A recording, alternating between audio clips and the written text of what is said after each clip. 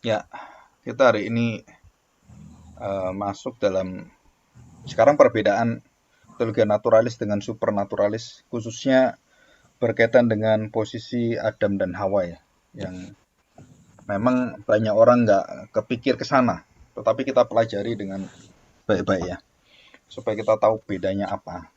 Nah, Ya, kita akan membaca dulu sebelum kita berdoa, Kejadian pasal 1, ya Kejadian pasal 1, sorry, langsung aja pasal 2. Ini satu sudah ya. Nah, ini pasal 2 ayat 17. Kemarin udah ya. Pasal 2, Kejadian pasal 2 ayat 17. Saya bacakan ini ayat yang pohon pengetahuan yang baik dan yang jahat ya. Saya bacakan ayat 16. Lalu Tuhan memberi perintah. Nah, ini perhatikan Tuhan memberi perintah ya. Kalau di ayat 18 Tuhan Allah berfirman. Jadi bukan perintah ini. Tidak ada yang diperintah. Dia berbicara kepada dirinya sendiri kan. Bukan pada manusia, tapi dia berbicara di dalam alat Tritunggal itu. Ayat 16 ya. Kejadian pasal 2 ayat 16. Lalu Tuhan Allah memberikan perintah ini kepada manusia. Semua pohon dalam taman ini boleh kau makan buahnya dengan bebas. Tetapi pohon pengetahuan yang baik dan yang jahat itu janganlah kau makan buahnya. Kenapa? Karena atau sebab pada hari engkau memakannya, pastilah engkau mati. Nah, istilah mati ini ada 3 macam ya. Artinya mati ini matu menuju ke maut. Jadi mati dalam kena dosa, terus kemudian mati di dalam fisik, manusia tidak bisa hidup terus, mati. Nah, itu karena dosa ini. Dan yang terakhir kematian kekal. Jadi ada 3 kematian di dalamnya. 18 Tuhan Allah berfirman, tidak baik kalau manusia itu seorang diri saja. Aku akan menjadikan penolong baginya yang sepadan dengan dia. Lalu Tuhan Allah membentuk dari tanah segala binatang hutan dan segala burung di udara. Dibawanya lah semuanya kepada manusia itu untuk melihat bagaimana ia menamainya. Dan seperti nama yang diberikan manusia itu kepada tiap-tiap makhluk yang hidup, demikianlah nanti nama makhluk itu. Jadi manusia itu memberi nama kepada segala ternak. Bayangkan berapa banyak ternak gitu ya. Ini anjing, ini kucing, ini kuda gitu ya. Itu berapa ribu itu. Manusia yang kasih nama ya. Jadi Adam punya pengetahuan yang sangat luar biasa. Kepada burung-burung di udara dan kepada segala binatang hutan. Tetapi baginya sendiri ia tidak menjumpai seorang penolong yang sepadan dengan dia. Barulah ayat 21, lalu Tuhan Allah membentuk manusia itu membuat manusia itu tidur nyenyak. Ketika ia tidur, Tuhan Allah mengambil salah satu tulang rusuk daripadanya, lalu menutup tempat itu dengan daging. Dan dari rusuk yang diambil Tuhan Allah dari manusia itu, dibangunnyalah seorang perempuan, lalu dibawanya kepada manusia itu. Lalu berkatalah manusia itu, inilah dia tulang dari tulangku dan daging dari dagingku. Ia akan dinamai perempuan, sebab ia dia ambil dari laki-laki. Sebab itu seorang laki-laki akan meninggalkan ayahnya dan ibunya dan bersatu dengan istrinya, sehingga keduanya menjadi satu daging. Kita tahu keduanya telanjang ya, belum ada dosa, jadi nggak ada malu, karena memang tidak ada yang perlu dimalukan. Apa ini malu? Oke, kita akan masuk di dalam doa ya. Kita siapkan hati kita. Bapa, kami bersyukur karena pada hari ini kami belajar tentang pengetahuan tentang Engkau di dalam Kristus dan di dalam alam semesta ini yang dibedakan dengan pengetahuan secara natural dan pengetahuan secara rohani, spiritual di dalam roh Tuhan, di dalam firman-Mu, di dalam Kristus yang menjadi manusia. Karena disitulah kami mendapatkan pengetahuan tentang Allah yang sejati. Tanpa Kristus menjadi manusia, tidak ada pengetahuan Allah yang bisa membawa orang diselamatkan. Dan hanya di dalam Kristuslah kepenuhan dan wujud Bapa itu menjadi nyata, dan wujud daripada seluruh kasih Allah itu begitu indah dan nyata dalam hidup kami, dan kami rasakan serta menjamin kami dalam seluruh hidup kami bahwa kami adalah orang-orang yang dikasih oleh Tuhan, anak-anak yang sangat berkenan pada Tuhan. Melalui Kristus inilah kami mendapatkan hak ini. Terima kasih Bapa, di dalam namamu, di dalam nama anakmu, kami persembahkan seluruh pengetahuan yang sudah Engkau berkati pada kami, Engkau berikan, Engkau anugerahkan, supaya menjadi satu berkat yang berkelimpahan sampai kami bertemu dengan kau muka dengan muka. Di dalam nama Tuhan Yesus kami serahkan doakan. Amin. Oke, hari ini kita belajar yang seperti minggu lalu. Kalau mau saya ulang sedikit. Jadi minggu yang lalu kan saya menjelaskan tentang teologi natural ya. Teologi natural itu teologi yang dipelajari dari secara alamiah. Nah, nanti ada perbedaan teologi natural yang dimiliki Adam dan Hawa sebelum jatuh dalam dosa, dan teologi natural yang dimiliki oleh Adam dan Hawa setelah jatuh dalam dosa. Dan kemudian teologi natural itu akan dipakai oleh Kristus menjadi dasar, akan digenapi oleh Kristus menjadi teologi yang ditransformasi, teologi yang diubahkan, dan di dalam Kristuslah seluruh teologi alam semesta itu teologi alam menjadi teologi yang menyelamatkan di dalam Dia. Jadi tetap teologi alam itu sangat dibutuhkan dalam hidup kita. Tetapi teologi alam itu sendiri lepas dari Kristus itu tidak menjadi teologi supernatural, teologi yang akan membawa kita mengenal akan Allah itu sendiri dan menyelamatkan kita dan bersekutu dengan Allah. Ini adalah satu ketetapan, ini adalah satu pengetahuan yang dimana Tuhan Yesus sendiri berkata di dalam Matius pasal 11 ayat 25. Saya ulangi ini ya, minggu kemarin supaya kita mengingat kembali. Aku bersyukur kepadamu Bapa, Tuhan langit dan bumi, karena semuanya itu engkau sembunyikan bagi orang bijak dan orang pandai, tetapi engkau nyatakan kepada orang kecil. Ya Bapa, itulah yang berkenan kepadamu. Ya, itu jelas sekali. Itu yang berkenan kepadamu. Ya. Nah, dari sini kita belajar tentang rahasia pengetahuan supranatural ini, itu hanya bisa melalui satu jalan dan satu-satunya jalan. Jadi tidak ada jalan lain. Jadi keselamatan itu tidak pernah melalui jalan selain jalan pengetahuan akan Kristus. Barulah kita mendapatkan pengetahuan tentang Allah, khususnya Bapa, dan pengetahuan tentang Roh Kudus dan juga tentang dirinya.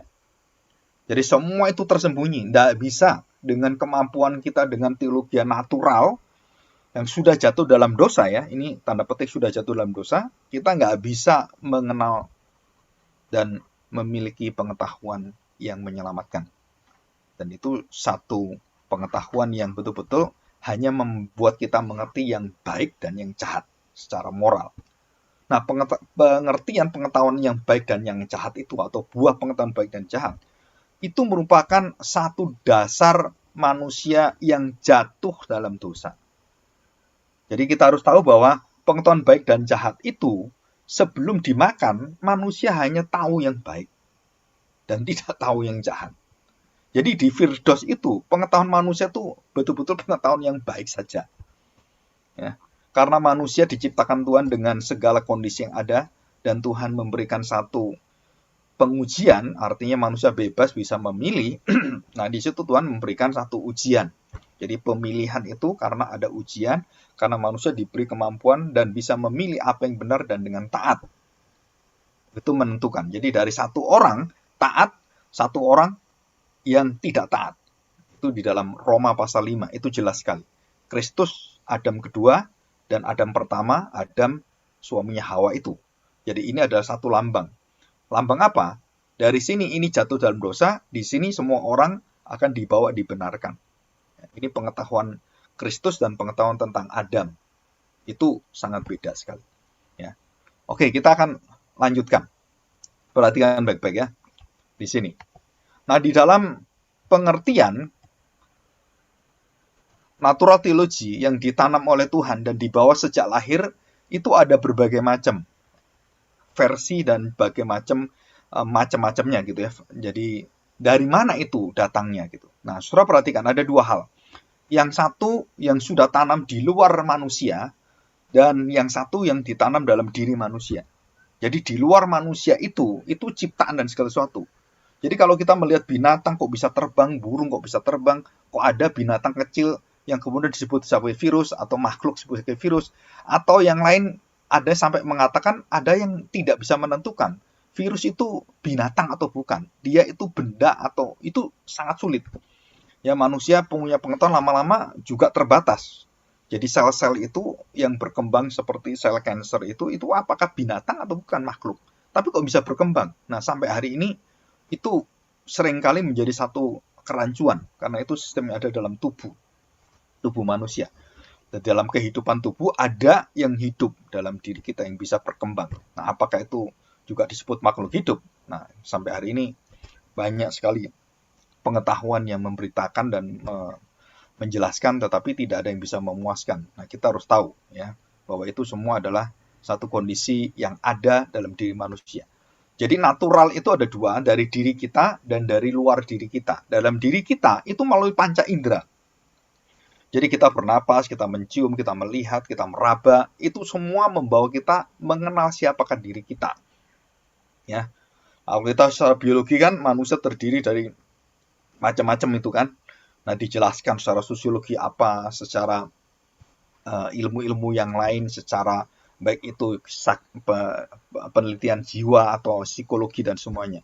Nah, itu semua berdasarkan apa yang Tuhan tanamkan yang ada, tanda petik, roh Allah itu yang dimiliki manusia. Dan itu bisa berpikir, berperasaan, dan mengetahui semua, termasuk lingkungan sosial yang bukan dari ciptaan yang tidak hidup ya, tapi dari yang hidup, dari manusia sama manusia. Nah, itu membawa ke dalam satu pengertian pengetahuan Allah di dalam semesta alam, termasuk di dalam diri manusia. Nah, kemudian kedua, hampir semua segala pengetahuan kerohanian, moral, eksperimen, wisdom, dan budaya, itu adalah hasil karena sudah jatuh dalam dosa. Jadi Adam dan Hawa, sebelum ada teman-teman yang lain, belum ada anak-anaknya tuh, keturunannya, belum ada kebudayaan. Belum ada kebudayaan. Dan yang adalah persekutuan dengan Allah. Dan itu satu persekutuan yang murni, itu budaya Allah, lingkungan Allah, bahasanya bahasa yang seperti Allah. Nah, kita nggak tahu bahasa yang dipakai oleh Adam itu apa. Banyak orang percaya itu adalah bahasa Ibrani. Orang mengatakan demikian karena Alkitab ditulis bahasa Ibrani. Dan bahasa Ibrani bahasa yang tertua yang diciptakan Tuhan pada awalnya. Jadi barulah ada bahasa-bahasa lain. Apakah benar? Itu masih jadi perdebatan sampai hari ini. Memang bahasa itu berasal dari satu bahasa. Menurut ahli bahasa, kalau kita selidiki semua bahasa itu harusnya menjadi satu bahasa. Karena satu manusia, sepasang manusia berasal dari semua manusia ini, maka satu bahasa manusia itu juga menghasilkan semua bahasa yang ada. Nah, dari mana bahasa-bahasa itu kemudian bisa banyak? Nah, kita ingat Babel. Tuhan yang memecahkan dan membuat banyak sekali bahasa. Ya, karena dosa lagi. Jadi manusia itu nggak bisa berhubungan secara komunikasi itu karena dosa juga. Wah, saya nggak ngerti bahasa Chinese, Pak. Itu karena apa? Karena manusia melawan Tuhan. Jadi kalau kita ingat, wah kenapa ya kita nggak bisa ngomong semua bisa ngerti gitu. Ya itu karena apa? Karena ada dampak dosa karena melawan Tuhan. Jadi adanya bahasa itu. Ini dari sudut pandang Alkitab. Ya. Jadi kejatuhan manusia itu memberi dampak yang luar biasa kepada apa? Kepada kemampuan manusia untuk mengerti pengetahuan Allah yang sudah terpisah dan terlepas. Jadi waktu makan buah itu, pengetahuan Allah yang sebelumnya itu langsung terselubungi.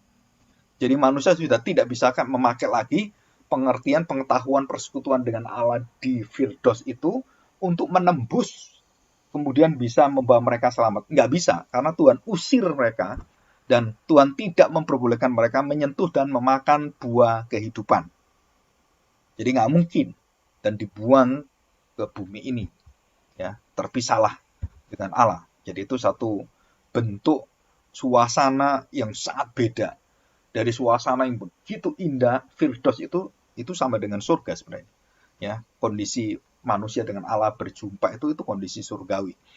Nah, kemudian terpisah itu berada di dunia, itu langsung cuaca begini, kondisi begini, kesulitan dan harus setengah mati cari makanan itu harus mengolahnya dan sampai hari ini segala sesuatu serba terbatas. Kalau di surga, Firdaus tidak terbatas, makan apapun nggak terbatas. Ya, itu adalah satu pengertian yang ada. Pak, kalau begitu, pengertian tentang Allah yang ada, yang dimiliki oleh manusia semua secara alami itu berarti tidak bisa membawa orang untuk mencari keselamatan atau mendapatkan keselamatan atau minimal mengertilah keselamatan, mengerti tentang Kristus, itu nggak bisa. Ya, jadi orang-orang yang tidak bisa mengerti tentang Kristus walaupun dijelaskan, walaupun kita sudah ngomong, walaupun kita berikan kasih Tuhan, walaupun kita sudah menjadi saksi, kita sudah banjiri mereka dengan doa kita, saudara, itu tidak mungkin bisa membuka hati orang-orang yang melawan Tuhan, orang-orang yang sudah jatuh dalam dosa. Kenapa? Karena Tuhan Yesus sendiri yang mengatakan. Ya, Tuhan Yesus sendiri mengatakan apa? Aku adalah jalan, dan kamu harus dilahirbarukan. Dan tidak mungkin kalau roh tidak bekerja melahirbarukan kamu, membuat pertobatan dalam hidupmu, kamu tidak mungkin bisa mengenal aku. Barang siapa mengenal anak, dia pasti mengenal Bapa. Barang siapa mengenal Bapa, harus mengenal anak. Jadi nggak bisa terpisah. Pengertian pengetahuan supranaturalis ini itu harus melalui Kristus dan tidak ada jalan lain. Ini kenapa kita berbeda jauh dengan iman dan juga pengertian-pengertian kepercayaan yang ada di muka bumi ini, dan hanya di dalam Kristuslah itu baru kita mengerti ada rahasia yang dibukakan oleh Tuhan. Ya, dan itulah siapakah rahasia itu? Adalah Kristus. Kita sudah belajar di dalam kitab Kolose dan juga Efesus pasal keempat dan juga pasal ketiga. Kristus adalah rahasia Allah. Ya, rahasia yang dibukakan dalam dirinya.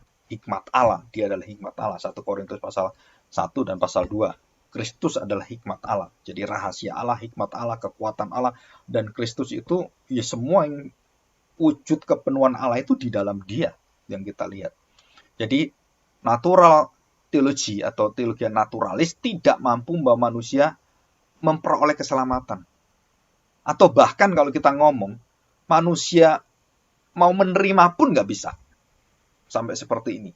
Jadi ada beberapa orang Kristen kepercayaan mengatakan, loh Pak, kalau manusia kan pasif, ya dia kan tunggu gini kan bisa. Nggak bisa.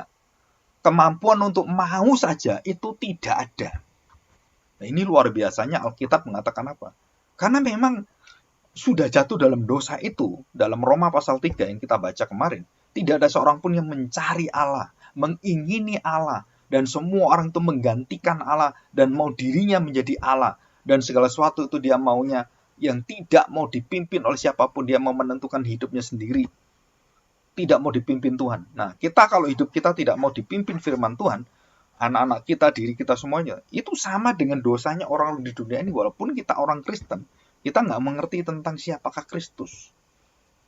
Kita tahu bahwa hidup kita ini dipimpin oleh Kristus. Segala sesuatu yang kita alami itu adalah supaya kita mengenal Kristus. Sakit, penyakit, kerugian, kebangkrutan, kepailitan, atau mungkin juga hal-hal yang bersifat secara keluarga. Perpisahan dengan anak, perpisahan dengan keluarga, atau dengan orang tercinta, baik perpisahan secara jauh, secara dekat, atau dalam kematian, dalam perceraian termasuk di dalamnya. Dan banyak perpisahan yang lain. Dan itu semua adalah sudah dibawa penopangan dan pengontrolan, penguasaan, penjagaan Tuhan. Pak, kenapa terjadi seperti ini? Nah, kita harus kembali pada Tuhan. Supaya pengetahuan kita, kondisi yang kita alami ini, yang kita bisa lihat secara pengetahuan Allah yang terjadi secara umum ini, itu bisa membawa kita melihat dalam perspektif Kristus. Ya, barulah kita tahu makna hidup kita itu apa. Ya, oke. Nah, di sini kalau saya gambarkan seperti ini ya. Ini sebenarnya sangat mudah. Teologi naturalis atau naturalis teologi itu supernaturalis teologi, dan di tengah-tengahnya itu ada salib Kristus sebagai jembatan gitu ya. Dan sebelah atas itu ada tulisan sebelum kejatuhan, sesudah kejatuhan. Sesudah kejatuhan ada dua ya. Sesudah kejatuhan Adam, jatuh dalam dosa, dan Adam tidak bisa mencari, dan Tuhan menjanjikan perjanjian, menjanjikan keselamatan dengan cara apa? Kamu harus patuh, kamu harus taat. Dan kalau kamu nggak bisa taat, kamu harus mempersembahkan korban. Supaya kamu diganti oleh korban itu. Dan dengan korban itu, Tuhan kemudian berkenan karena itu menunjuk kepada Kristus. Barulah kamu akan diberi satu kesempatan dan diberi hati bisa berbalik pada Tuhan. Dan itu merupakan lambangnya adalah persembahan itu. Adam pun waktu jatuh dalam dosa, Tuhan memberikan, Tuhan sendiri, ini bukan Adam, Tuhanlah yang mempersembahkan binatang korban itu. Dan kemudian kulitnya dipakaikan kepada Adam. Jadi Adam itu nggak tahu apa-apa, diam aja. Tuhan yang mengerjakan semua ibadah itu Tuhan. Jadi waktu Adam jatuh dalam dosa, dan kemudian Tuhan sebelum usir dia, Tuhan memberikan baju. Ya, Tuhan memberikan baju dan diberikan satu jaminan, satu janji bahwa kamu akan bisa selamat asal kamu pegang janji ini. Apa janjinya itu? Nah, sebelum Tuhan memberikan janjinya, itu ada persekutuan dan ada ibadah antara manusia jatuh dalam dosa dengan Allah yang memberikan janji anugerah keselamatan dalam perjanjiannya. Dan di dalam korban itulah yang disembeli atau diapapun kita nggak tahu, yang dibuka dan juga diambil kulitnya oleh Tuhan, binatang ini, dan dipakaikan kepada Adam dan Hawa. Dan itu adalah peristiwa ibadah. Nah, saudara, selama ini kita mengenal, oh ya sudah, Tuhan memberikan pakaian, selesai. Padahal itu sebenarnya bukan seperti itu. Itu adalah ibadah. Itu seperti Kristus mati di kayu salib. Dan seluruh pengertian tentang penebusan itu, Tuhan pasti memberitahukan kenapa dia lakukan ini. Dan tidak dicatat dalam Alkitab karena itu rahasia Allah. Jadi peristiwa-peristiwa yang tidak ada dalam Alkitab itu akan diuraikan oleh Kristus. Dan dibukakan oleh Kristus. Apa sih maksudnya? Bapak itu waktu memberikan persembahan dan dia yang menyatakan persembahan itu dan dia mengerjakannya. Dan saya percaya bahwa Kristuslah yang mengerjakan itu. Dengan mengambil binatang itu karena Kristus yang diberikan hak oleh Tuhan untuk berhubungan dengan manusia. Ya, itu adalah satu pengertian Christ Center. Jadi sejak perjanjian lama itu Kristus itu hadir dan yang berbicara kepada manusia. Dan yang berhubungan dengan manusia, firman itu. Nah, firman itu adalah Kristus. Ya, di sini. Jadi Adam waktu diusir dan dia mendapatkan satu perjanjian dan dijanjikan diberi harapan kamu akan bisa selamat termasuk keturunanmu. Bagaimana bisa selamat? Ada satu keturunanmu, satu benihmu tunggal, ya, sperm itu atau sperma itu satu tunggal.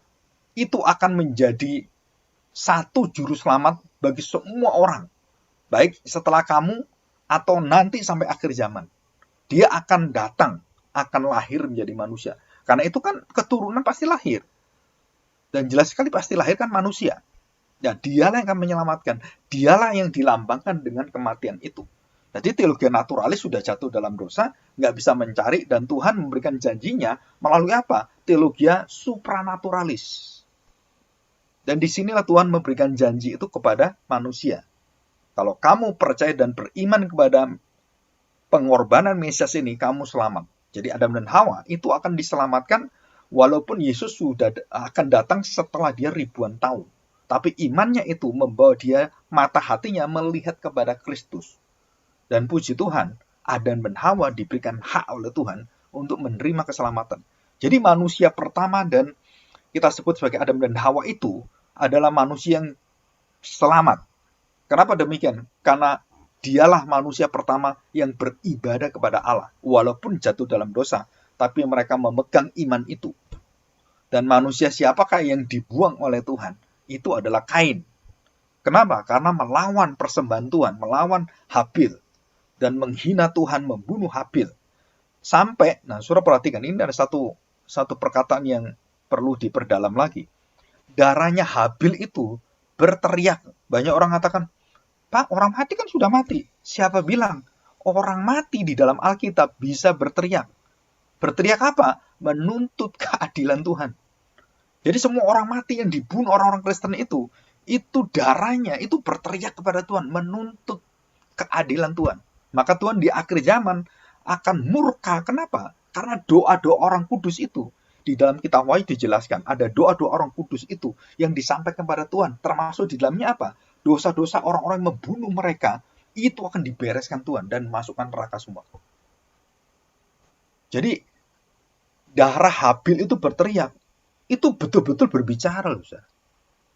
Bukan ilustrasi. Itu betul-betul rohnya itu berbicara menuntut kepada Tuhan.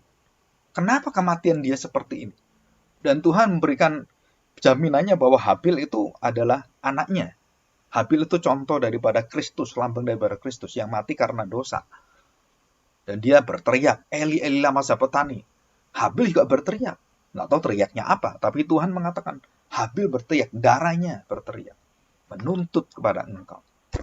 Saudara, ini luar biasa sekali. Jadi kita banyak mendapatkan pengetahuan kalau kita sudah membukakan rahasia-rahasia firman Tuhan yang sangat indah. Dan ini adalah pengertian yang sudah ada, bukan baru. Saudara.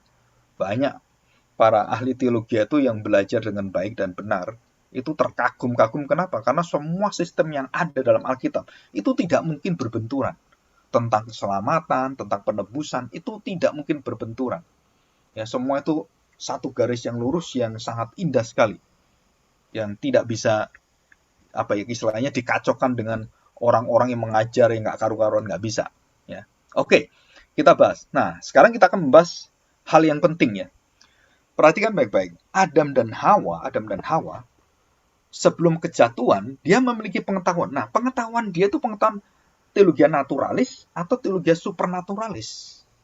Bapak-bapak gereja mengatakan Adam dan Hawa, khususnya Adam, memiliki supernaturalis teologi. Kenapa? Karena dia kalau tidak memiliki itu, dia tidak mungkin bisa memilih. Jadi pilihan itu artinya dia mengerti yang benar dan dia tahu taat dan tidak taat.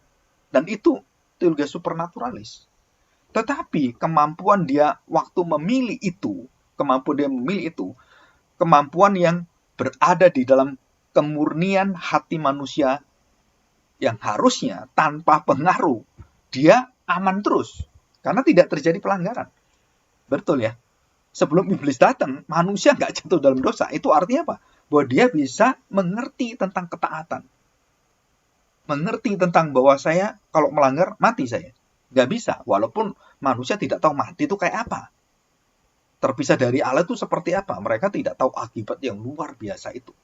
Wah, lu akibatnya ribuan tahun sampai akhir zaman.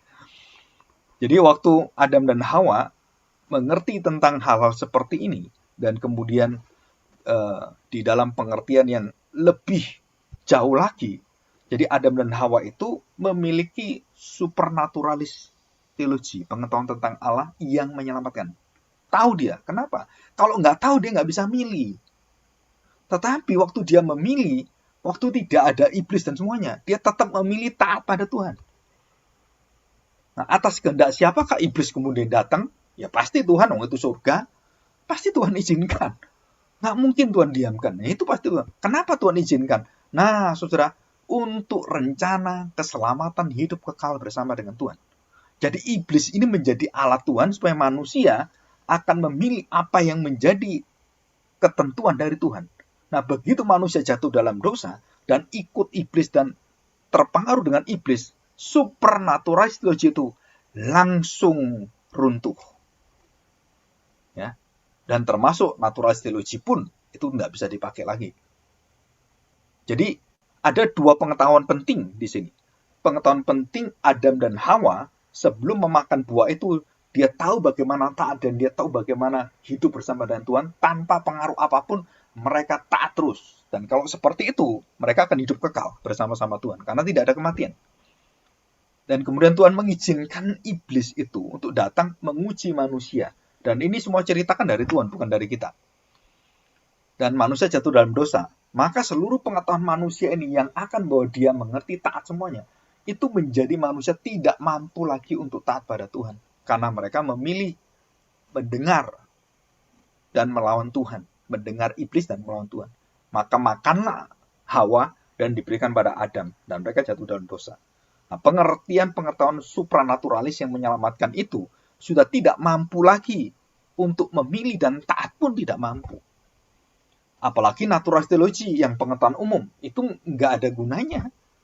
Hanya untuk sementara membuat manusia itu bisa mengatur semuanya. Tetapi tidak bisa mengatur keselamatan jiwanya, rohnya itu. Nggak bisa. Dan disitulah dijanjikan. Nah, kalau kamu sudah mengerti, maka apa yang menjadi kejatuhan manusia yang membuat kamu itu akhirnya buta dan kemudian kamu tidak mampu melakukan semua dan Tuhan terpisah, itu semua adalah hukuman. Itu semua adalah konsekuensi karena dosa. Terpisahlah manusia dari Tuhan. Nah, disitulah manusia mencari Tuhan dengan cara-caranya sampai berbagai macam aliran, kemudian agama banyak, dan prinsipnya sama. Apa prinsipnya? Manusia ingin menyembah Allah, walaupun dengan cara-cara yang nggak karu-karuan.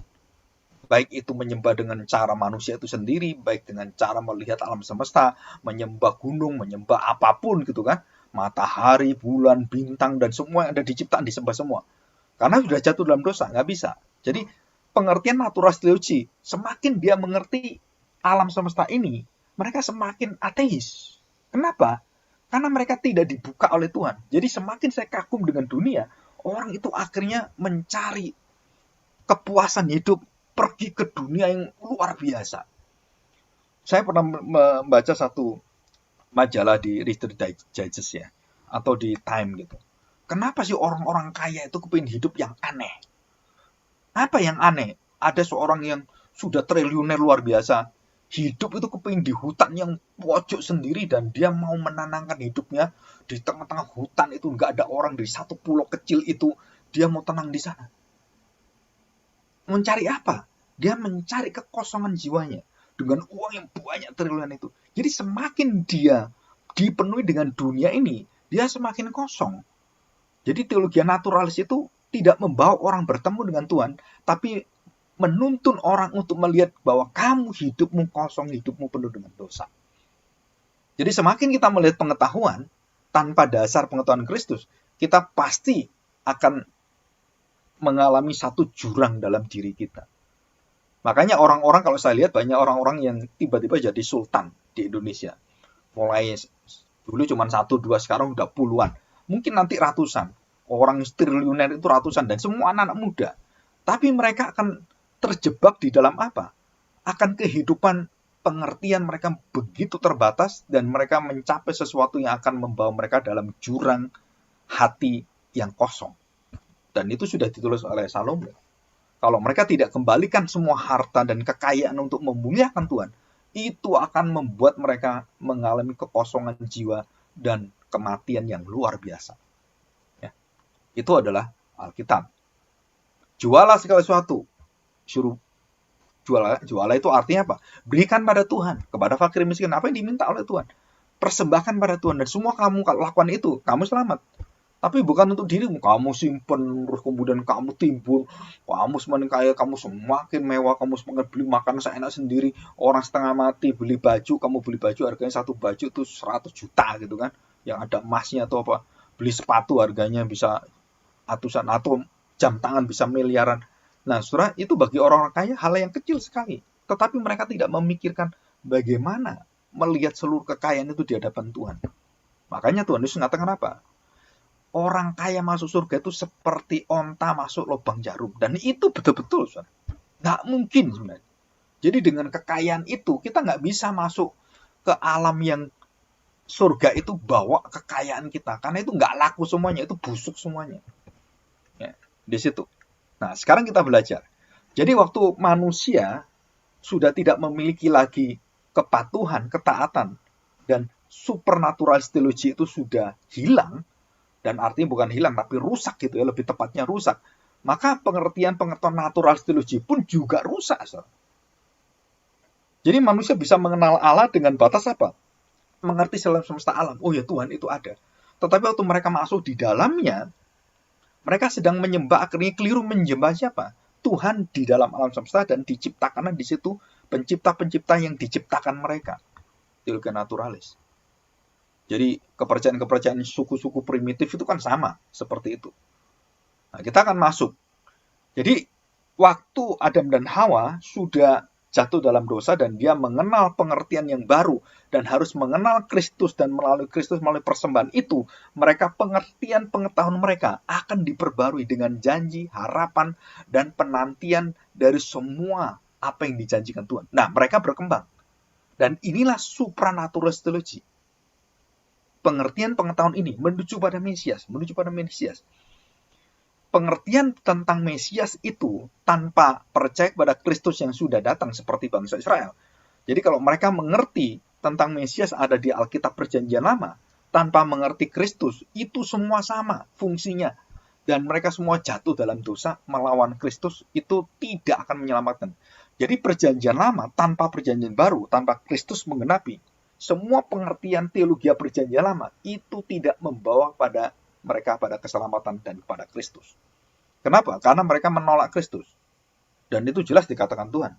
Kamu pikir kamu menolak saya itu Abraham akan senang? Dan Musa akan senang? Enggak. Kamu nanti lihat, kamu tolak saya, anak Allah ini, yang sekarang di depan Mesias ini, yang akan menuduh, mendakwa kamu bukan saya.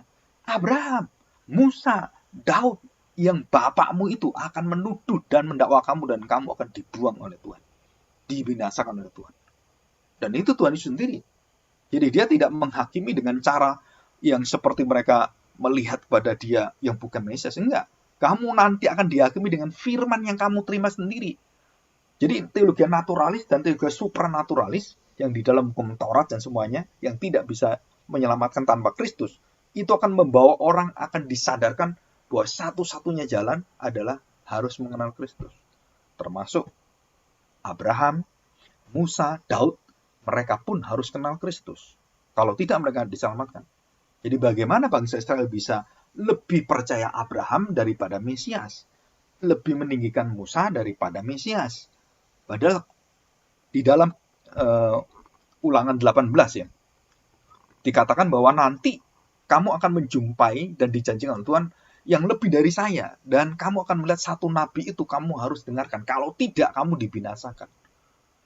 Itu Musa sendiri ngomong, di masa depan kamu akan diberikan seorang nabi yang sempurna. Bayangkan itu Musa. Daud juga sama. Bukan saya rajanya, tapi nanti ada raja di atas raja. Dan raja itulah yang akan kamu dengar, akan kamu taati, bukan saya. Itu Daud ngomong gitu. Imam besar juga sama. Nabi-nabi juga sama. Dan itu jelas dalam firman Tuhan. Ya.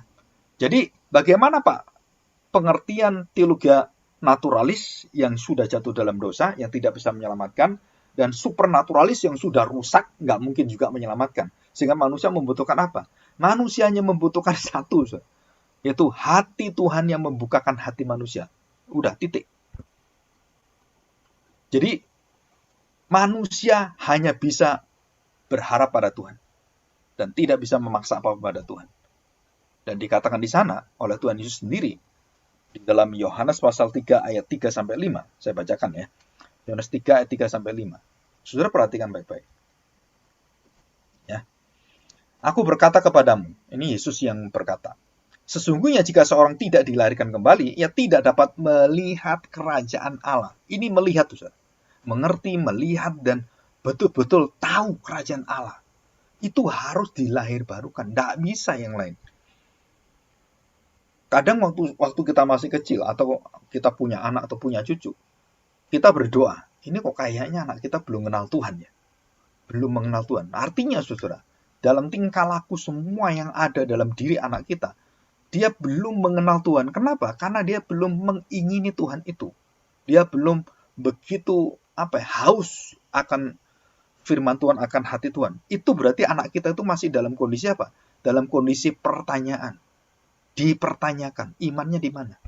Nah, nanti suatu hari dia akan bertemu dengan Tuhan, dan dia kemudian bertobat, atau mungkin dia disadarkan, sudah bertobat, waktu masih kecil gitu ya, atau masih remaja, dan dia sudah hilang dari jalan, kemudian di waktu SMA atau waktu mungkin sudah SMA atau udah menikah atau punya anak baru sadar lagi, bisa juga.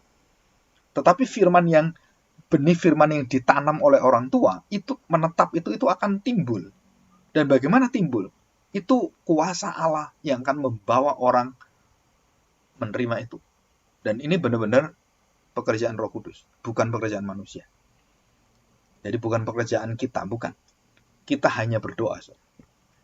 Dan kita akan sulit sekali untuk mengerti hati Tuhan, apalagi kalau sampai kita tahu kondisi orang tua kita, atau kondisi nenek kita, atau cucu kita yang tidak percaya pada Tuhan. Waduh, itu nggak kebayang, saudara. Kenapa nggak kebayang? Bayangkan itu orang masuk hukuman Tuhan. Aduh, nggak kebayang.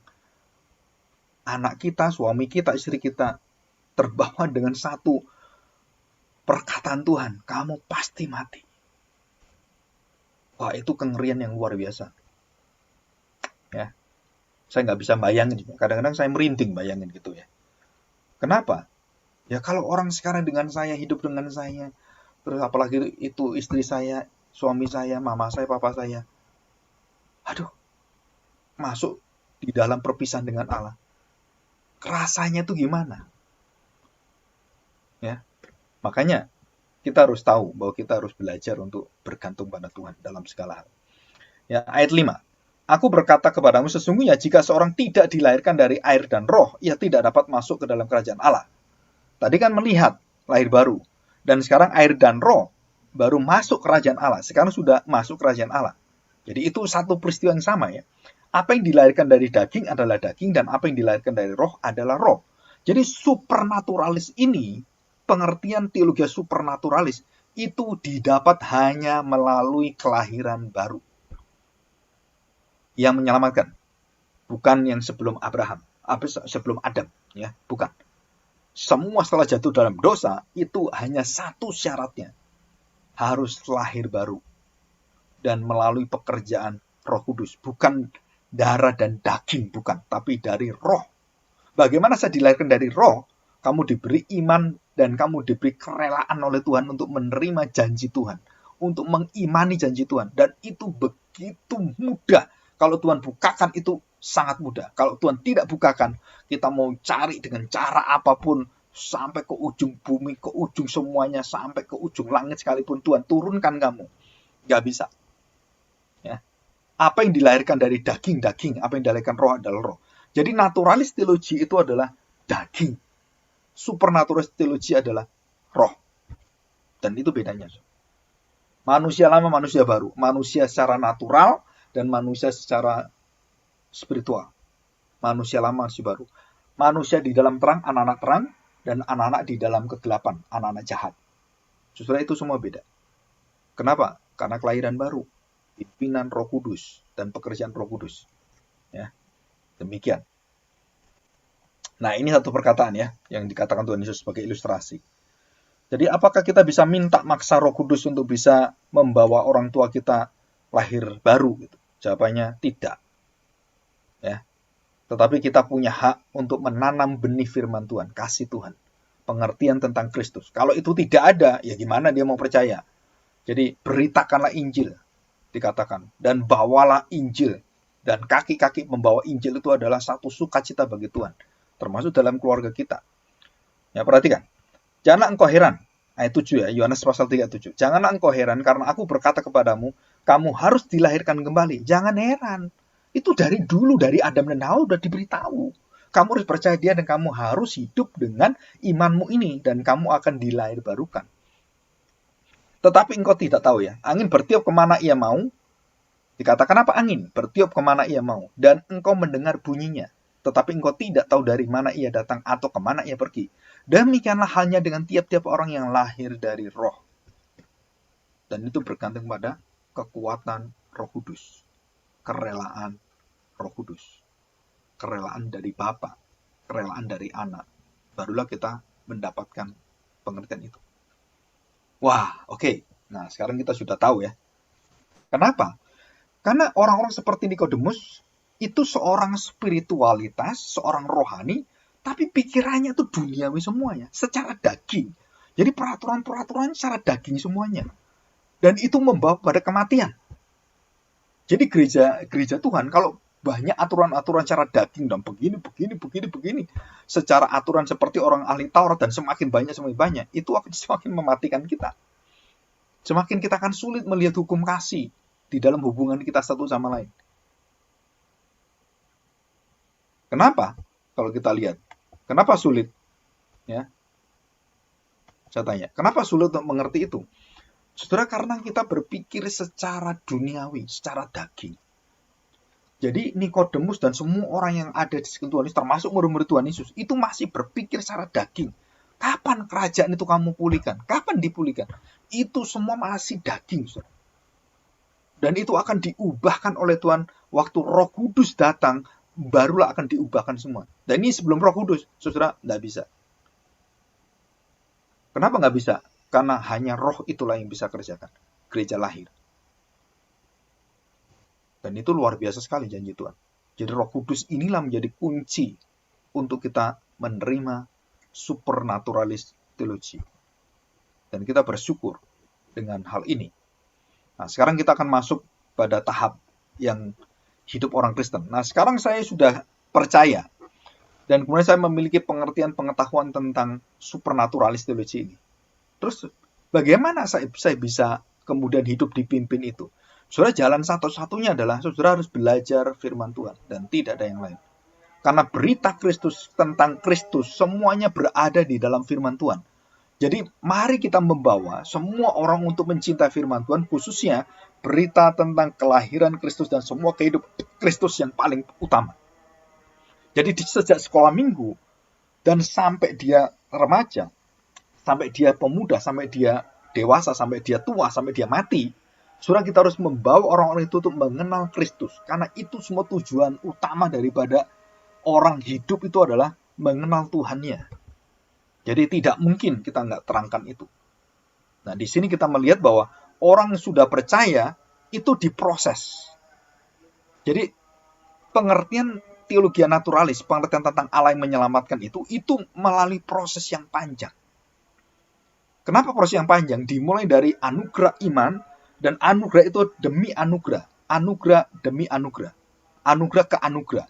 Dan iman ke iman, dari from faith to faith, ya kan? Dari anugerah ke anugerah. Dan itu terus diputar oleh Tuhan, terus semakin dewasa, terus semakin indah, semakin sempurna di dalam hidup kita. Jadi supernaturalis teologi itu sudah ditanamkan Tuhan kembali, dan melalui Roh Kudus dan melalui pengertian pengetahuan Kristus itu barulah kita akan menerima semua janji-janji Tuhan. Dengan cara apa? Ya dengan cara belajar firman Tuhan, mendengarkan firman Tuhan. Kalau kita sulit membaca firman Tuhan, kita mendengarkan. Jadi jangan mendengarkan hal-hal yang lain daripada firman Tuhan. Soalnya kalau kita mendengarkan yang lain, itu meracuni kita dan merusak kita. Pengertian teologi yang merusak itu akan menyulitkan kita menerima teologi yang benar. Kesalahan-kesalahan teologi yang ada diajarkan oleh orang-orang lain itu, atau yang tidak bertanggung jawab, itu akan membawa kita semakin sulit. Dan semakin kita mengerti teologi dalam pengertian yang sangat terbatas dan apalagi salah dan menyesatkan, itu akan membuat tembok itu mengerti tentang kebenaran semakin sulit. Dan semua orang-orang ikut aliran sesat itu sulit sekali bertobat. Kenapa? Karena mereka sudah ada bentengnya. Mereka sudah ada satu keterikatan, ketepautan dengan apa? Dengan kepercayaan pada orang hamba Tuhan atau pemimpinnya spiritual agamanya itu, dan dia sudah tidak mau lihat yang lain. Dan itu disebut sebagai ilah sebenarnya. Ya. Oke. Kita lanjutkan. Nah, sudah perhatikan. Nah, sekarang kita lihat. Pengertian tentang Kristus itu, apakah itu merupakan syarat? Nah, kita akan melihat Efesus pasal 4. Ya. Ayat ini biasanya sering kita baca ya. Sering kita baca. Kita akan lihat. Perhatikan untuk ayat yang ke-11. Efesus pasal 4 ayat 11. Ya. Dan ialah yang memberikan, baik rasul-rasul maupun nabi-nabi, baik pemberita-pemberita Injil, maupun gembala-gembala dan pengajar-pengajar, untuk memperlengkapi orang-orang kudus bagi pekerjaan pelayanan, bagi pembangunan tubuh Kristus. Jadi kita ini dibawa dalam satu persekutuan sosial gerejawi, sosial surgawi, perkumpulan komunitas surgawi. Nah, kemudian ayat 13, perhatikan baik-baik, dibangun di dalam tubuh Kristus itu dibangun kemana? Ke arah mana? Ayat 13 ya, sampai kita semua telah mencapai kesatuan iman dan pengetahuan yang benar tentang anak Allah, kedewasaan penuh dan tingkat pertumbuhan sesuai dengan kepenuhan Kristus. Jadi kita dibawa kemana? Akan memenuhi apa yang Kristus penuhi. Jadi apa yang dia lakukan di kayu salib itu menjadi warisan bagi kita. Jadi kalau Yesus punya kekayaan, anggap ini ya contoh, dia punya kekayaan 1 triliun. Anggap ini ya, ini satu ilustrasi. Jadi kekayaan 1 triliun itu menjadi kekayaan kita semua. Apa yang dilakukan Tuhan Yesus, penderitaannya sampai dia bangkit, tubuhnya kemudian dimuliakan dan mendapatkan tubuh yang mulia dan tidak bisa mengalami satu kematian dan dosa itu diwariskan ke kita. Termasuk di dalamnya apa? pengertian pengenalan kita akan Kristus. Bagaimana hidupnya Kristus, bagaimana dia menyambut orang-orang berdosa, dan itu menjadi milik kita, dan kita harus jalankan itu semampu kita, selagi roh Tuhan itu bekerja dalam diri kita sampai kita mati. Nah, kita dipimpin oleh Tuhan untuk menyukai pekerjaan-pekerjaan Kristus. Hati Kristus, perasaan Kristus, kemauan Kristus, kehendak Kristus, dan keinginan-keinginan, apa yang menjadi keinginan Kristus, itu menjadi keinginan kita. Dan itu pengetahuan yang akan menyelamatkan kita, saudara. Ya. Jadi jelas sekali, kita dibawa ke dalam satu kehidupan pengetahuan yang benar tentang anak Allah, bukan yang lain. Bukan tentang Roh Kudus, bukan. Tentang anak Allah dulu. Karena itu adalah pintunya satu, bukan yang lain. Dan tidak dikatakan tentang Bapa, enggak. Tentang anak Allah. Dan berkali-kali Rasul Paulus mengatakan itu. Christ Center itu sangat jelas. Bukan berarti kita mencepelekan Roh Kudus, Bapa, enggak, saudara. Karena pintunya itu melalui ini, kematian jasmani. Dalam tubuh jasmaninya lah kepenuhan Allah itu baru bisa kita lihat. Jadi jaminan kita supaya kita mengerti bahwa saya ini diselamatkan atau tidak. Apakah saya mengingini hidup seperti Kristus dalam seluruh hidupnya? Pengorbanan dia, bagaimana dia punya hati belas kasihan dengan orang, kemurahannya, dan bagaimana dia bisa mengerti begitu banyak orang-orang yang perlu untuk ditolong oleh pelayanan dia. Dan itu merupakan satu perbuatan-perbuatan orang-orang yang sudah mengenal Kristus. Jadi bukan perbuatan saya supaya saya mendapatkan keselamatan. Bukan. Karena saya sudah diselamatkan memiliki Kristus, maka seluruh perbuatan saya adalah perbuatan seperti Kristus. Kebaikan saya bukan menyelamatkan saya. Kebaikan saya menunjukkan saya sudah diselamatkan. Dan itu beda sekali. Saya sudah diselamatkan, saya berbuat baik. Bukan saya berbuat baik supaya diselamatkan. Bukan. Itu agama itu dibalik, saudara. Perbuatan menyelamatkan saya.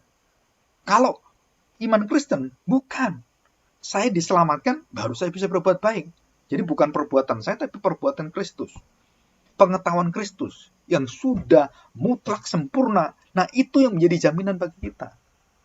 Maka Paulus mengatakan, penderitaanku itu akan melengkapi kekurangan penderitaan Kristus. Di dalam Kolose 1 ayat 24-26.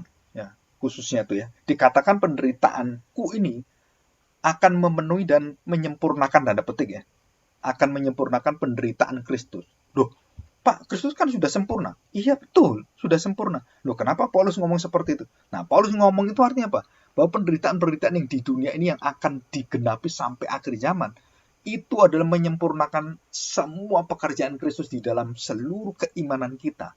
Dan itu yang kurang dan kita harus ikut di dalamnya. Supaya apa? Supaya sempurna semua kita menerima itu semua. Jadi setiap kita ini akan diberi gelas oleh Tuhan. Dan seperti cawan itu, Tuhan kan pernah mengatakan pada murid-muridnya, bisakah kamu minum cawan? Bisa, katanya. Oh iya bisa, tapi nanti, bukan sekarang. Sekarang ini kamu gak akan bisa minum, kecuali saya. Jadi ada dua kalimat ini ya. Jadi cawan itu akan diminum murid-murid. Iya, kamu akan menggenapi semua penderitaanku. Itu artinya Paulus mengatakan, nah itu yang kurang itu, penderitaan dalam penderitaan Kristus itu bukan penderitaan Kristusnya, bukan. Tapi penderitaan Kristus yang dibagikan kepada orang-orang percaya termasuk rasul. Nah itu yang kurang dan saya harus menggenapinya. Jadi bukan saya yang sempurna, bukan. Saya lagi menikmati penderitaan Kristus dalam hidup saya. Jadi Paulus mengatakan penderitaan bukan menyusahkan. Penderitaan itu satu privilege, satu hak istimewa orang Kristen. Susah jadi orang Kristen kalau menderita, itu satu hak yang istimewa kepada diri kita yang diberikan Tuhan kepada kita. Dalam setiap peristiwa apapun. Kita harus tahu rahasia ini. Jadi kalau sudah tahu rahasia ini, maka kita membaca ayat bahwa segala penderitaan kita itu tidak melebihi daripada sukacita kita di surga. Nah itu sudah kuncinya. Ya. Jadi jelas sekali di sini. Kita kalau sudah memiliki pengetahuan ini tentang supernatural theology di dalam Kristus, apa yang akan kita terima? Ayat 14, Efesus 4 ayat 14. Perhatikan, sehingga kita bukan lagi anak-anak yang diombang-ambingkan oleh rupa-rupa angin pengajaran, oleh permainan palsu manusia dalam kelicikan mereka yang menyesatkan. Tetapi dengan teguh berpegang pada kebenaran di dalam kasih, kita bertumbuh di dalam segala hal. Dan berkali-kali Kolose, Efesus mengatakan segala sesuatu, segala apapun. Sir. Dikatakan dalam segala hal ke arah Kristus. Dalam segala hal ke arah dia, Kristus yang adalah kepala. Dan dari sanalah, daripadanya lah seluruh tubuh yang rapi tersusun diikat menjadi satu bagian pelayanan semua bagiannya, semua dengan kadar pekerjaan anggota. Tiap-tiap anggota menerima pertumbuhannya dan membangun dirinya dalam kasih. Jadi semua ada porsinya, ada bagiannya. Tiap-tiap anggota menerima pertumbuhan dan membangun dirinya sesuai dengan kadar. Nah, kadar itu portion. Jadi porsinya seberapa? Porsinya seberapa? Nah, kita masing-masing itu diciptakan Tuhan dengan porsi kita. Wah, kalau rasul porsinya itu 1.500. Nah, kalau kita, paling kita diberi porsi oleh Tuhan 150. Ada yang 2.000. Wah, pendeta ini 2.000. Wah, ini orang ini bisa dikasih. Bisa. Dan itu belum tentu dengan jabatan-jabatan. Tapi kadang-kadang orang biasa pun dikasih kekuatan oleh Tuhan luar biasa. Bisa. Daud menjadi orang yang nggak pernah diingat keluarganya, menjadi gembala di padang belantara, sampai dilupakan papanya punya anak Daud. Loh, kamu sudah anakmu semua sudah ada di sini. Sebentar, saya lihat. Oh ya, masih ada satu, bayangin. Oh, ada di sana. Wah, ini nggak diminta Tuhan semua, ini nggak dimau Tuhan. Coba panggil anakmu. Waktu dipanggil begitu lihat anak itu, porsinya dikasih Tuhan, porsi raja. Porsi seorang raja. Ya, walaupun dia ada dosanya besar. Ya, bukan hanya raja kehebatannya, tapi dosanya juga besar. Dan di situ Tuhan atur setiap kita ada porsinya. Dan Tuhan berikan porsi masing-masing. Dan kita diberi gelas masing-masing. Dan gelas penderitaan kita dan sukacita kita sudah diukur penuh semua. Jadi kalau saya puas dengan gelas saya segini. Rasul Paulus segini. Ada yang lain segini. Ada yang segini. Dan itu semua puas semuanya. Kenapa? Karena semua penuh. Dan setiap orang dapatkan upah sesuai dengan porsinya. Jadi jangan iri dengan orang dipakai Tuhan luar biasa. Oh, ini dipakai luar biasa. Jangan iri, saudara. Ya. Oke. Kita akan masuk yang lebih dalam. Yang terakhir ini ya. Apa itu? Sudah kita masuk di dalam saving knowledge only in Christ. Jadi pengertian, pengetahuan Kristus. Dan satu-satunya pengetahuan yang bisa menyelamatkan. Nah, saudara perhatikan. Dikatakan dalam Alkitab, dalam Lukas pasal 1, pasal 2, tentang Yesus. Bahwa dia bertumbuh di dalam pengertian hikmatnya dan pengertian tentang semua itu. Dalam manusianya dia, dalam moralnya semua. Dia bertumbuh dan dia disukai Tuhan dan disukai manusia. Nah, perhatikan, saudara. Ya. Jadi, apa maksudnya? Perhatikan, saudara. Jadi, Yesus Kristus itu yang menjadi manusia. Yesus itu, saudara, itu dari mulai dia dilahirkan, berinkarnasi, sampai dia mati, itu dia memiliki pengetahuan. Dari mulai dia bayi yang mulai dari nggak bisa apa-apa, cuma nangis, gitu kan.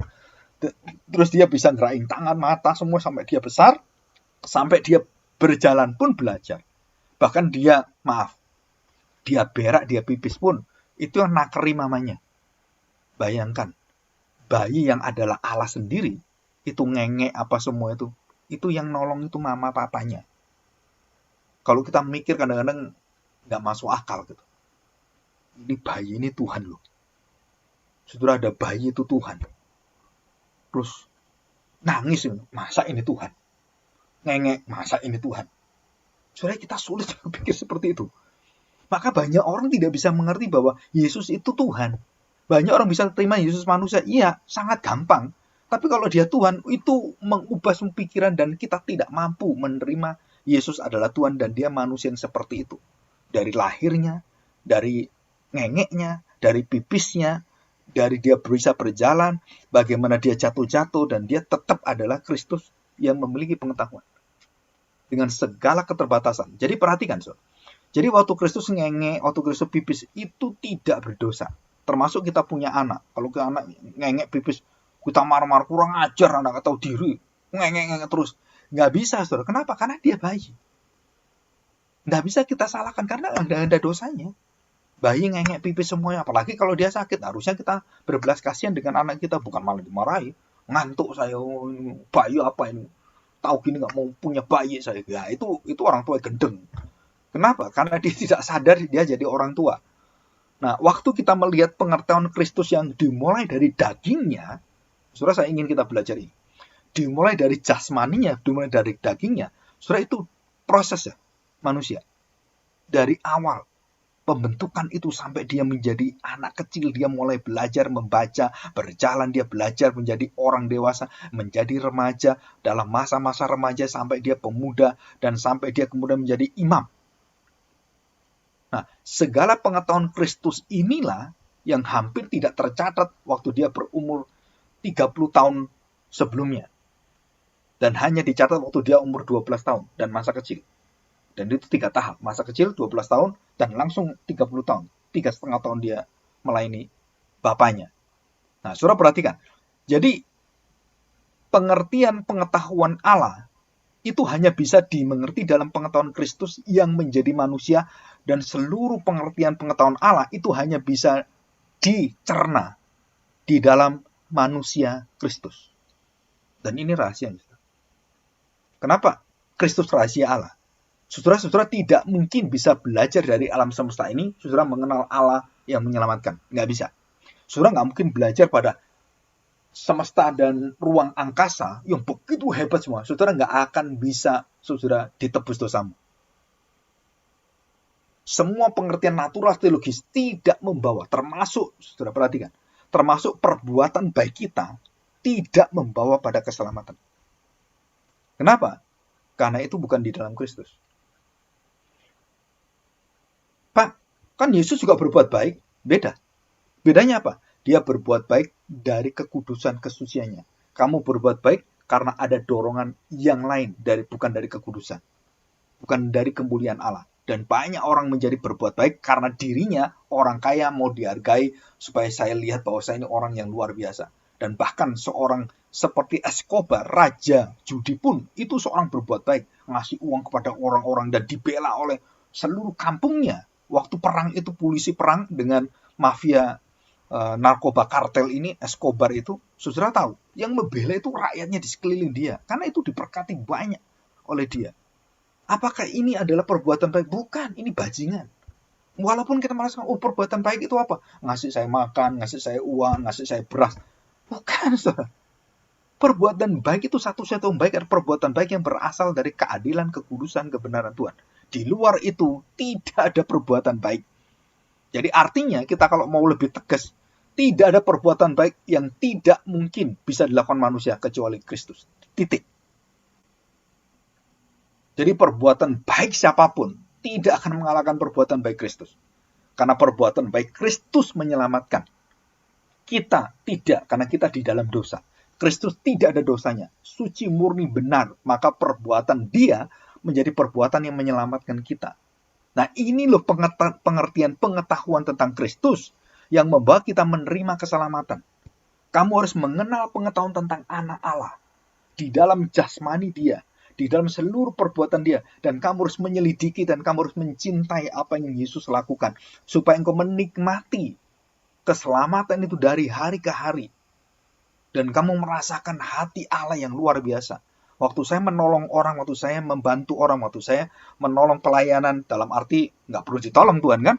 Dan itu adalah satu sukacita saya melayani Tuhan. Bukan supaya saya diagungkan oleh Tuhan, bukan. Tapi saya menolong karena apa? Karena memang itu adalah hati Tuhan. Dan waktu saya melakukan itu, sukacitanya penuh. Waktu saya melakukan itu, membantu orang-orang, waduh, hati saya penuh dengan sukacita luar biasa.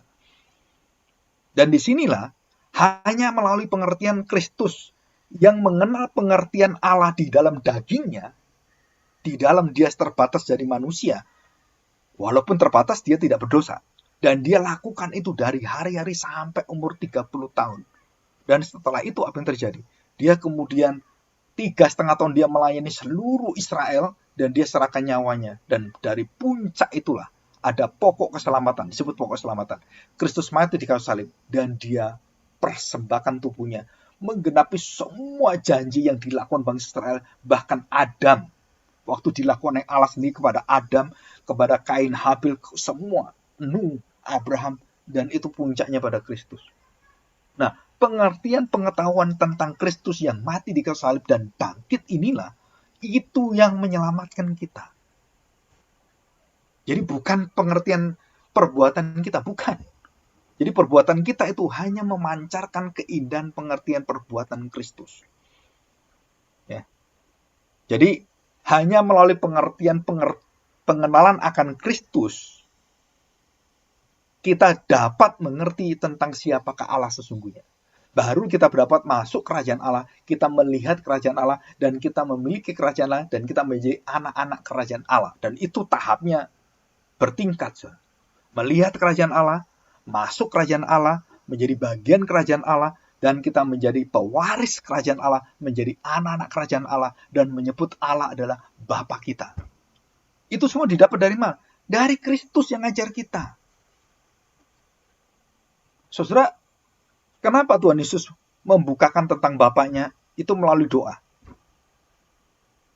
Ya. Dan waktu Roh Kudus turun, Bapak berkata, Tuhan Yesus berdiam. Tidak berkata apa-apa.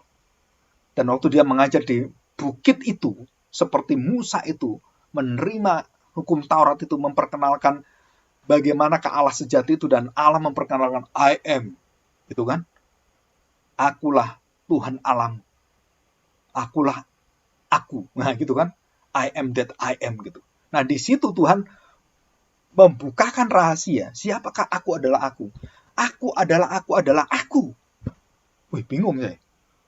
Yang berkata aku adalah aku. Hari ini akulah. Akulah jalan. Akulah gembala yang baik. Akulah. Saudara, jadi pengertian Kristus. Waktu pengetahuan Kristus kita lihat. Yesus mengatakan aku adalah. Nah, dialah aku adalah aku. Tuhan mengatakan akulah adalah aku. Jadi dalam perjanjian lama, aku adalah aku. Beritahukan kepada Israel, bangsa pilihanku, hai Musa. Di situ kan? Nah sekarang, Yesus berada di bukit dan dia bercerita dan mengatakan, aku adalah aku. Dan dia mengatakan, Allah itu adalah Bapa kami. Baru dibuka oleh Tuhan pengertian ini. Di dalam apa? Dalam pengajarannya. Dan kita belajar pengajarannya. Kita bersyukur. Gereja GPRI dari awal belajar dari perjanjian lama, kejadian terus sampai kepada Matius pasal 5 sampai pasal 6, pasal 7. Kita belajar khotbah di bukit. Nah setelah itu kita belajar yang lain. Dan kita sudah sampai kemuliaan Kristus di dalam kitab-kitab yang kita pelajari. Nanti kitab Ibrani, Exaltation of Christ. Nah saudara, kita belajar khusus tentang Kristus. Karena itu jarang sekali gereja punya perhatian seperti ini, saudara. Kenapa? Karena saya nggak mungkin beralih mengajar yang lain. Saya tidak mungkin beralih mengajar doktrin-doktrin. Bukan, saudara.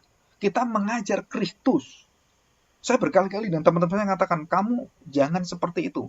Kamu sebenarnya tidak mengajar iman yang benar. Loh Pak, kan saya mengajar teologi sistematika, betul. Tapi kamu tidak pernah mengajar Kristus. Dan itu adalah kecelakaan yang luar biasa. Kenapa saya katakan kecelakaan luar biasa? Banyak orang tahu teologi yang nggak kenal Kristus. Dan itu dosa kita terbesar. Orang-orang ahli teologi. Membawa orang kagum dengan teologi. Dan tidak pernah kenal Kristus. Dan tidak pernah hidupnya diubahkan oleh Kristus.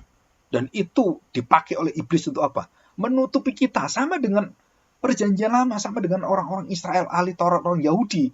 Mereka dengan pengertian firman yang benar. Itu perjanjian lama kan benar semua. Dan mereka kemudian memakainya dengan keinginan mereka masing-masing. Preferensi dirinya, kesukaan dirinya, kesenangannya. Dan itu menutup dia semua. Wah, kesenangan saya adalah, wah saya belajar teologi begini. Wah, saudara, itu bahaya sekali. Kenapa? Karena kamu tidak bertemu dengan Kristus yang sangat mengagumkan. Dan kamu tidak diselamatkan. Kenapa saya katakan demikian? Ya karena itulah kata-kata Kristus. Nikodemus, ahli teologi, tapi nggak selamat. Kenapa? Berpikir secara daging, berpikir secara manusia, sistematik, hebat manusia. Dan kamu tidak bisa masuk surga. Kamu harus dilahirbarukan. Harus diubahkan. Nah, orang-orang bisa mengerti pengertian tentang Kristus dan mengingini itu. Saya percaya, kamu sudah lahir baru. Saya bersyukur jika ada orang yang sangat tergerak hatinya karena pemberitaan tentang Kristus. Dan saya bisa ngerti, saya bisa ngecek awalnya. Orang ini sudah mendapatkan hidup baru. Kalau nggak akan suka. Karena pengertian Kristus ini itu dilawan mati-matian oleh iblis. Iblis akan menggocok kamu, iblis akan menampi kamu. Dan dikatakan Tuhan kepada siapa? Kepada Petrus. Kamu tahu nggak Petrus? Kamu ditampi oleh iblis. Bayangkan, saudara. Kamu tuh ditampi oleh iblis. Kalau aku tidak doakan kamu, kamu sudah hancur. Kita semua sama.